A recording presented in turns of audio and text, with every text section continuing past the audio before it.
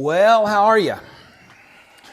Hope things are going good in your world. Today is a video that I didn't want to make. Just to be honest with you today, I wanted to do a video I want to talk about my fat camp stuff. My weight loss has kind of hit a plateau, and I've got some reasons why. I did an interview with a good friend of mine, and she actually really opened my eyes to some things I'm doing wrong, and I've been getting some input from a lot of y'all, and so that's not what today's going to be about. Today is going to be about hurt, and it's going to be about how hurt affects us.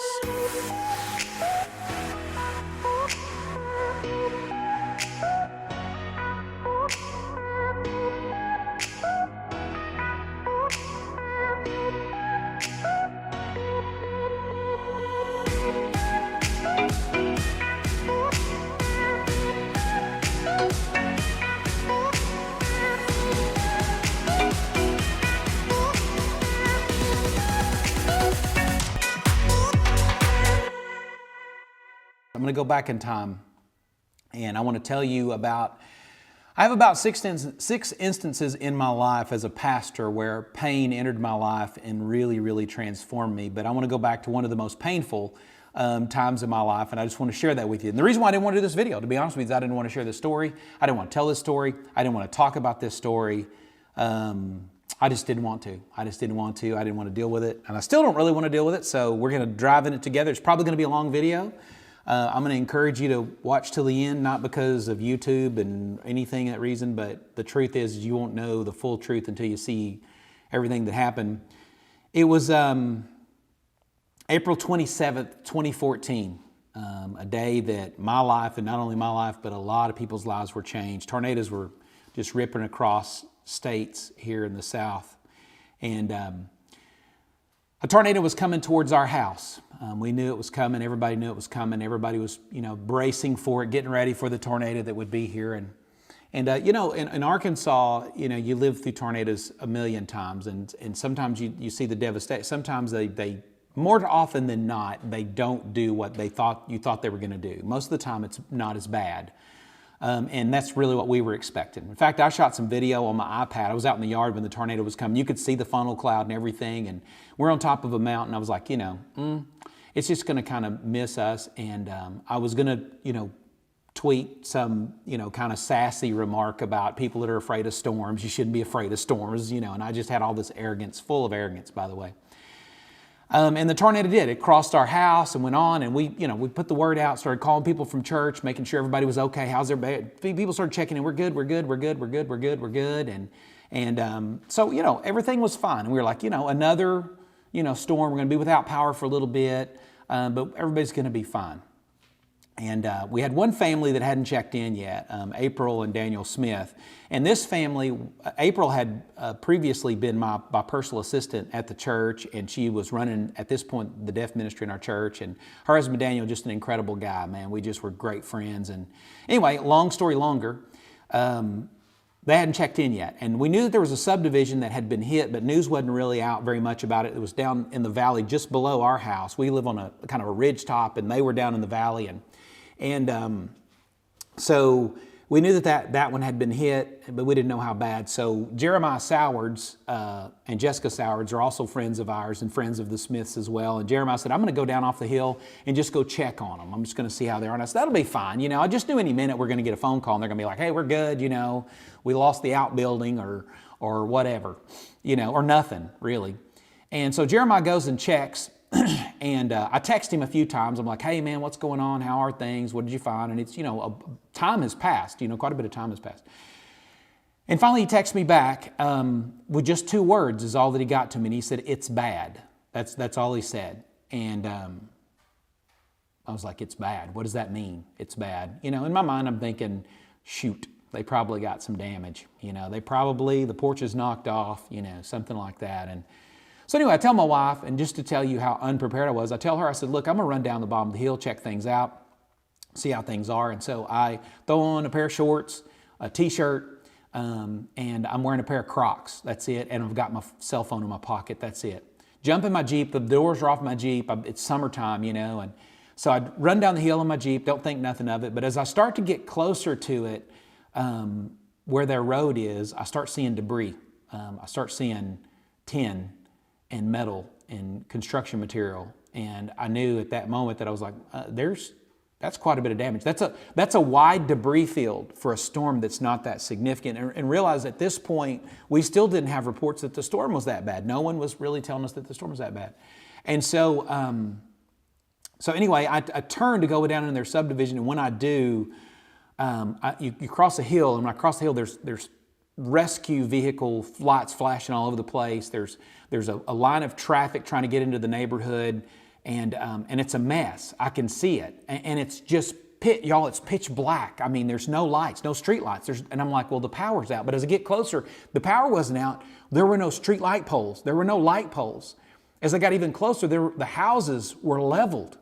And so I pull off to the side of the road, kind of pull down in a ditch, and after this tornado had happened, it rained really hard. And so I pulled over in the ditch, and my Jeep kind of sank down the ditch, and I was like, I'll get that out later. I need to go see what's going on. And I get out of my car with my phone, and I'm just kind of traveling down the road, and I run into a couple of other folks from church, the Wallers, and a young couple. They were down there checking on friends of theirs. But as we get closer, we can tell this is bad. Y'all, I don't mean bad. I mean like bad. There's not a single structure standing. There's not a wall standing. The subdivision is gone. It has been replaced by what looks like a garbage dump of building material. It's everywhere.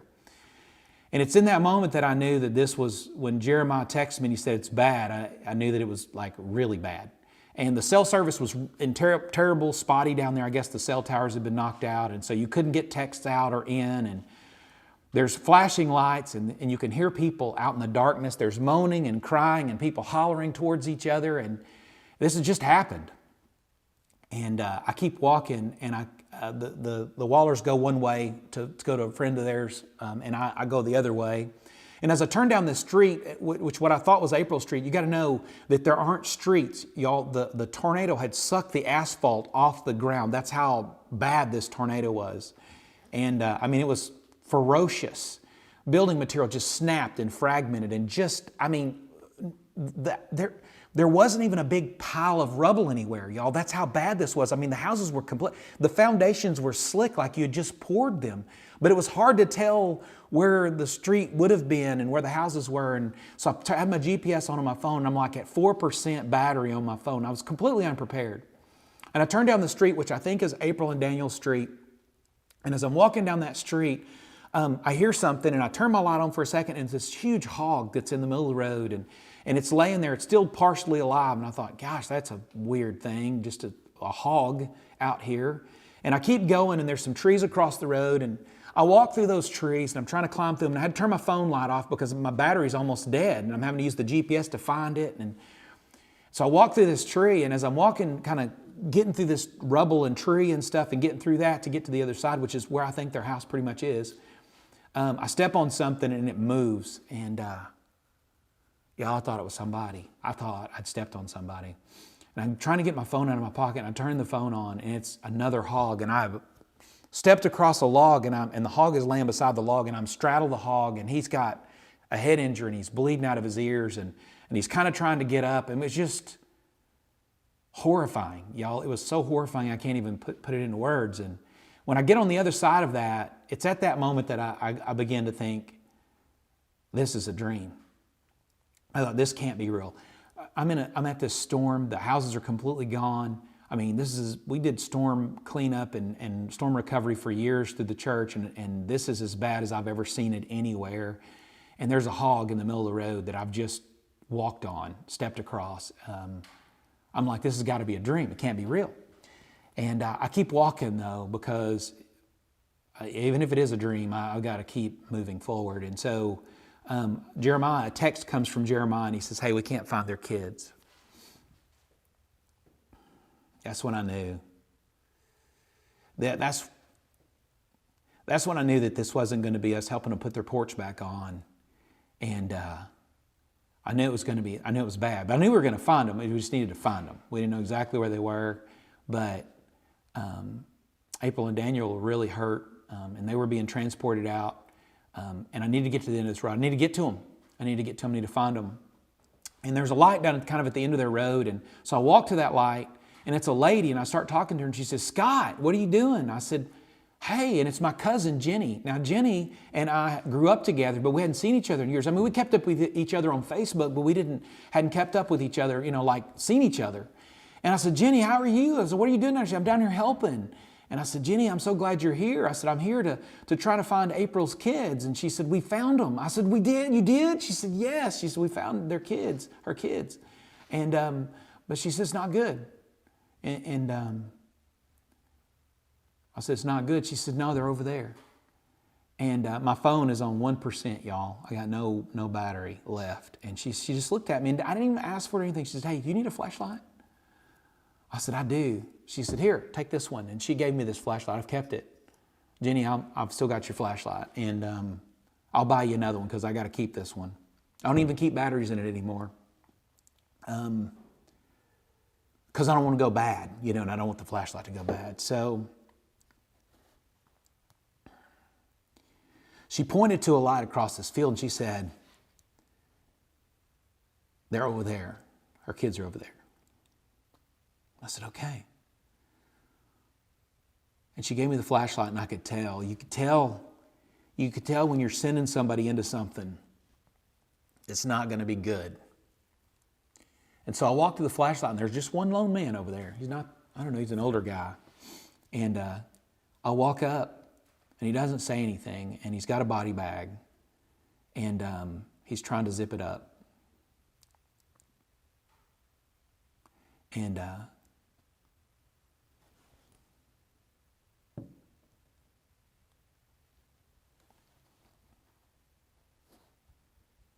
I may not be able to do this video. I asked him, I said, is that April's and Daniel's kids? He said, yeah, both of them. I thought in my mind, it's fitting that they're both together there. And he zipped the bag up and he said, would you help me lift this up on this gurney, And I said, I would. And I helped him lift it up and we set it on that. He said, can you help me? He's by himself and it's just he and I out in the middle of this field. He said, can you help me carry this out? Can you help me carry them out? And I said, yeah. So I grabbed one end of this gurney and we start walking across the field. It rained really hard and the ground was like really soft. And I remember it was so surreal, y'all. Everything was in slow motion. And I'm trying to walk and it's hard to walk and you're walking through debris and water's just squishing into my shoes and the smell. It smelled like a garbage dump out there. It was the smell of raw earth and water and building material and there were still screams in the background and faint cries and people calling and you couldn't see anything. It would go from light for just a moment with the police flashers or the rescue vehicles flashers. You'd see something, it'd be light for a second, then it'd be dark for a second, light, dark, and it was just so dark. And we went towards where the rescue vehicles were and we had to go maybe 150 maybe yards, maybe it wasn't that much, I don't really remember. But we get to his vehicle and it's just a pickup truck, y'all, with like a camper shell on it. I was thinking like an ambulance or something, but it wasn't. It was just a truck and I was surprised by that. It was just an old pickup truck. And we put the gurney in the back of his truck and he buckled it down and closed the camper shell and shut the tailgate, closed the camper shell. And he didn't say anything else. He just got in the truck and left. And I remember standing there thinking, what do I do now? What do I do? So there were some more rescue people not far from there, and I walked over to them and I asked them, I said, where were all the people who were injured taken? He said, we've taken them to the hospital.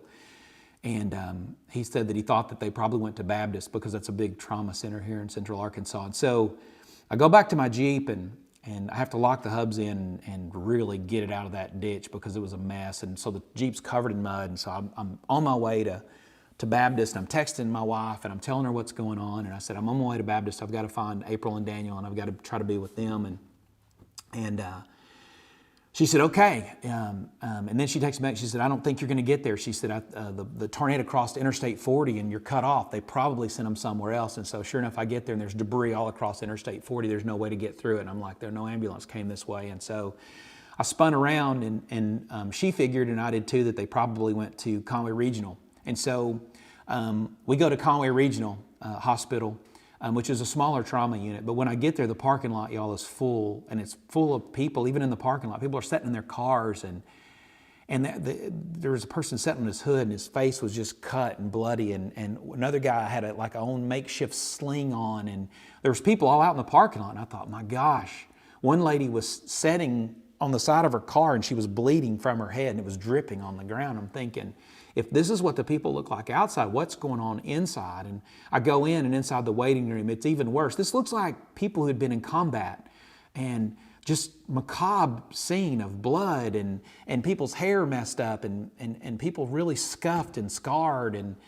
And I get in, and there's this long line, and there's this woman at the front desk, and a black lady at the front desk, and she's trying to manage this entire room with all the people that are hurt. And I knew I needed to get into April and Daniel, and I waited in line, and I finally got to her, and I said, ma'am, I said, I'm a pastor, and I want to share something with you guys. This is really important. We live in a really divided country. But this lady, in my ministry,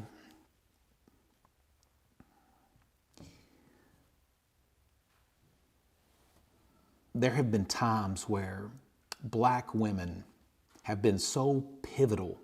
In the black culture, for Christians that are in the black culture, black Christians, they have a respect and a honor for pastors that I don't find anywhere else. And some of the times in my ministry that I needed something really bad that I couldn't accomplish on my own, I was going to have help with.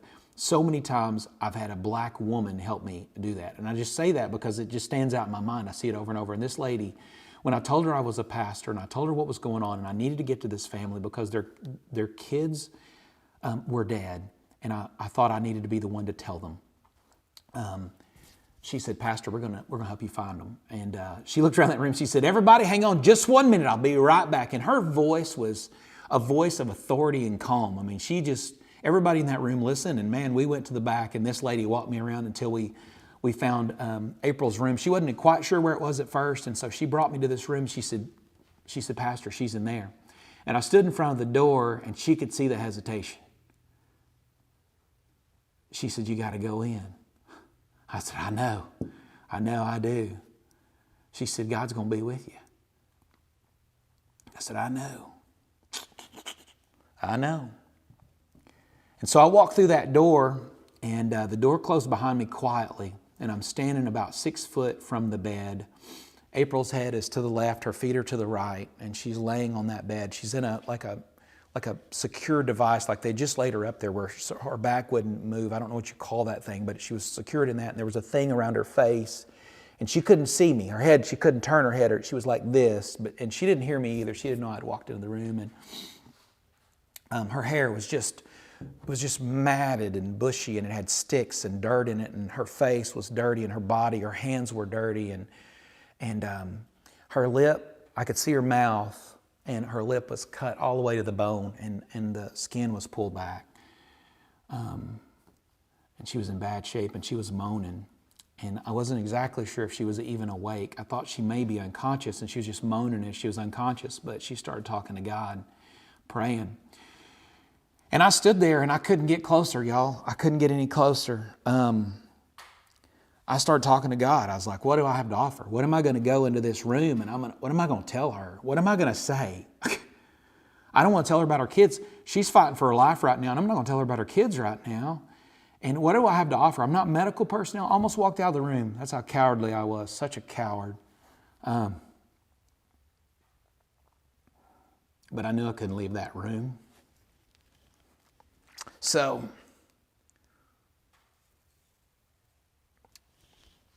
she starts to pray, and she prays, and she asks God to help her. And I listened to her cry out to the Lord, y'all. It was so authentic. And when she told the Lord to help her, y'all, it was like there was a hand in my back. And I didn't move my feet. They literally slid across the floor. And I believe God slid me up to the side of her bed, and He pushed me there, because the whole time God and I are talking, I'm like, God, I'm not going over there. I don't have anything to offer her. And what am I going to tell her? I've got nothing but more bad news. I'm the bearer of the worst news a person could have. And she's going through this already. I don't want to be there for that. And I don't have anything I can do to help her, God. And we negotiated, and God doesn't negotiate. And He shoved me to that bed, and I hit the bed. And when I did, she immediately saw me. She couldn't have seen me otherwise, except for He pushed me onto the bed, just like I was like a cross. And so she looks up, and there I am. And she says, Pastor Scott. I said, April.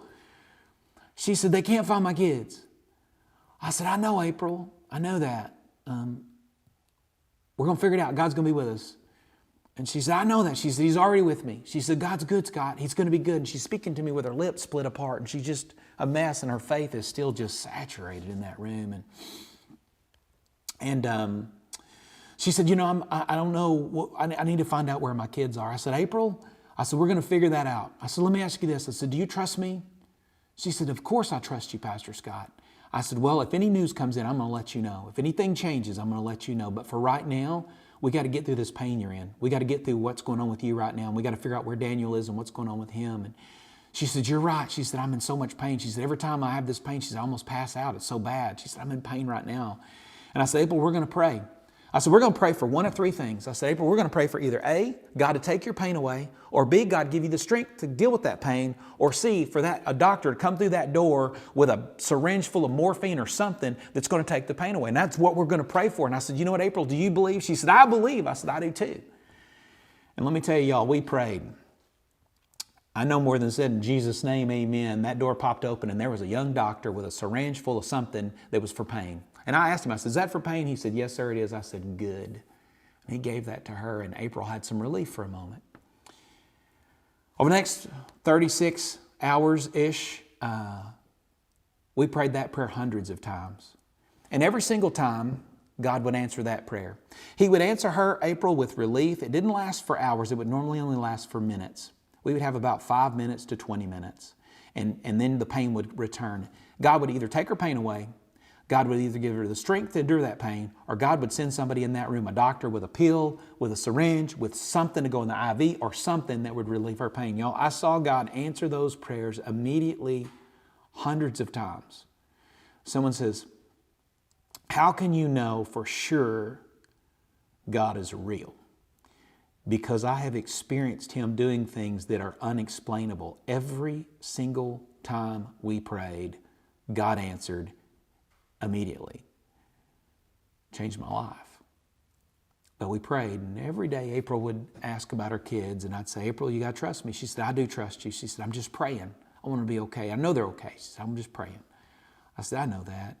That night in the emergency room, she said, can you find Daniel? Where's Daniel at? I said, well, let me go check on him. I went to Daniel's room. He was just a few rooms down. I just wandered around until I found him, and he was in the room, and his parents were there with him, and he looked bad, y'all.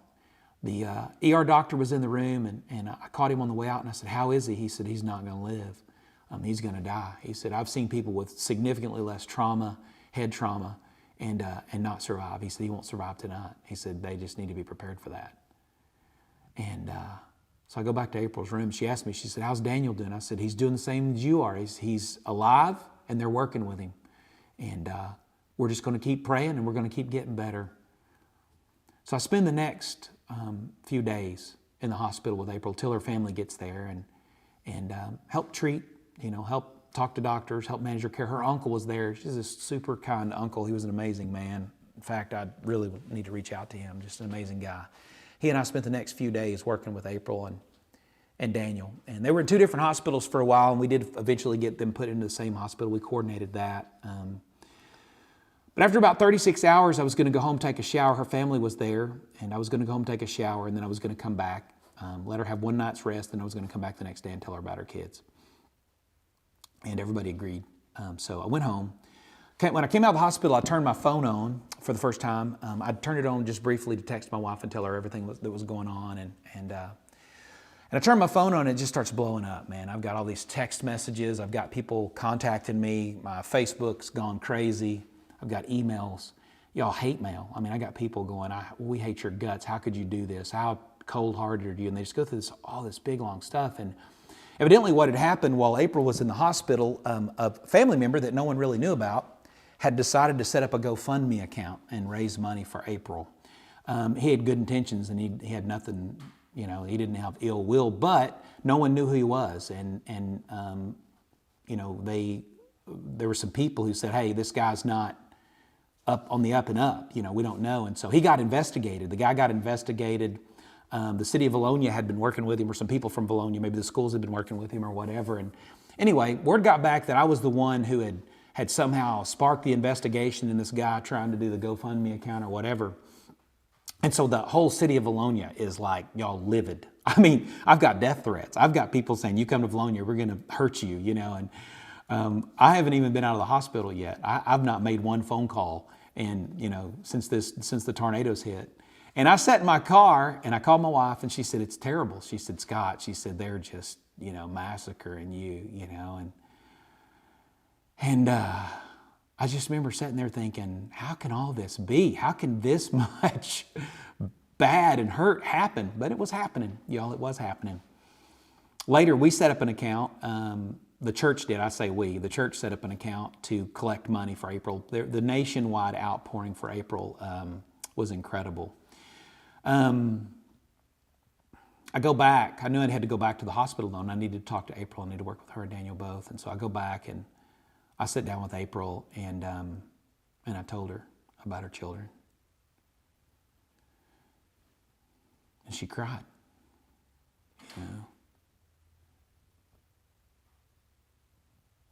You know. But you know, she cried. She didn't cry. The Bible says, for those of us who are in the faith, we sorrow, but we don't sorrow as those who have no hope. And she had hope and faith even at that moment. You don't lose your children in a way like that and it not affect your life. You just can't. There's scars that you're just going to walk with when you go through something like that. And that's where April was. April and I are still close friends. I mean, we still talk. Anytime we see each other, it's always like a reunion. You know, when you go through something with people, it's a huge thing. You know, the repercussions of all the stuff that happened afterwards, the GoFundMe account and the people that were hurt out of that or whatever, you know, that went on for a while. I mean, honestly, I was public enemy number one for an entire city for a bit. And to the point to where when our church had collected the money for the Smith family, people said that we had taken money from them and had done it for the money, and hurt on top of hurt, y'all. And to the point where we hired an accountant, and an independent accountant, to audit the account, make sure that we had done more than our part, and we did, obviously.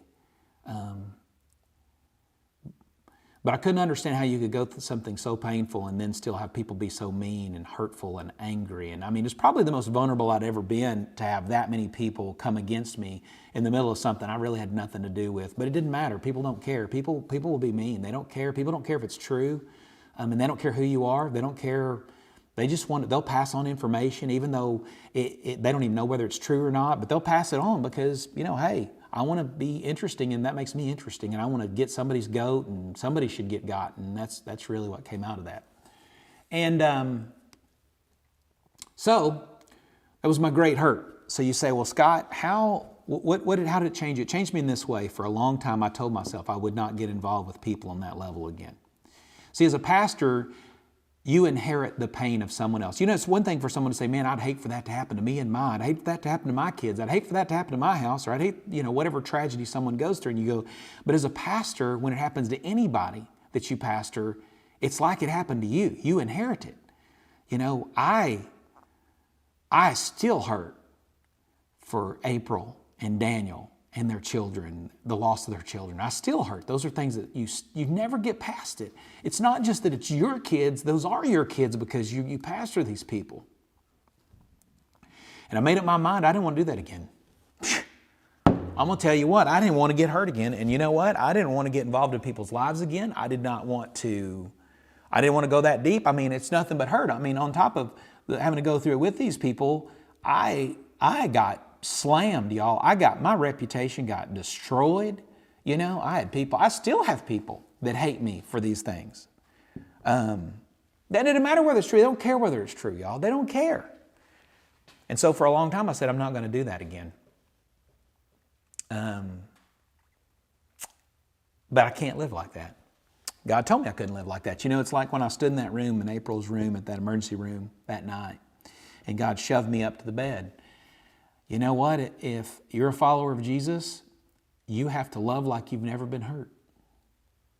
You have to go after it, and even if people hurt you and even if they malign you, you just simply have to accept that God is going to straighten that out in the end, and you have to trust Him, because you know what God told us to do? He said, love one another. That's what He said. Jesus said, this commandment, I'm going to give you a new commandment, give you something new, love one another. Why did He tell us that? Well, we know we're supposed to love each other. Why does Jesus say, that's my commandment? That's the core thing. Love God and love people. Why is that such a big deal to God? Because you know what? It's freaking hard. That's why. You're going to go through some stuff. And you know what I've learned? I learned out of all of this. Number one, God's going to provide in the midst of these painful moments. You've got to love again. If you don't love again, you don't live again. You know what? I can't live without loving, and I have to love, and you can't love without risk, and you can't love without getting hurt. You can't do it. And so for some of you who've been hurt by somebody, you've been hurt by a circumstance, you've got to love again. You're going to trust God, and you're going to love again, and you're going to go for it again. And I'm going to do it again. And you know what? If a storm comes and somebody's caught in that storm, I'm going to go again. And if I have to go to the hospital with them, I'm going to go to the hospital again. If I need to help somebody, I'm going to help them again.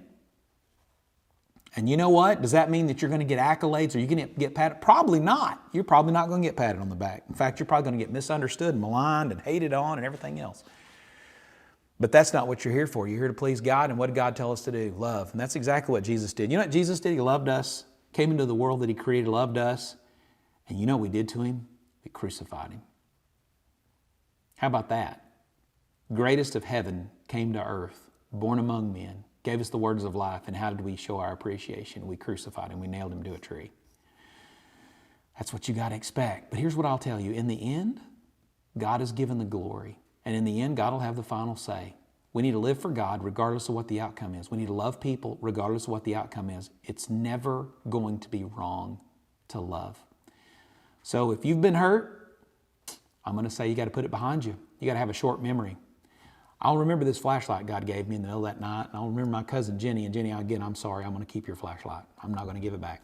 I'm going to remember that. I'm going to remember how God provided. I remember all those prayers God answered. But I'm not going to remember the people who are mad. And I don't stay mad. I hold no bitterness, no resentment. I mean that. Man, people meant well, maybe. Maybe they didn't. I don't know. That's not for me to judge. Here's what I'm going to do. I'm going to love them anyway. I'm going to love them anyway. And you know what? I'm going to go into the storms anyway. I'm going to walk with people through crap anyway. I'm going to do that anyway, because that's what I'm supposed to do.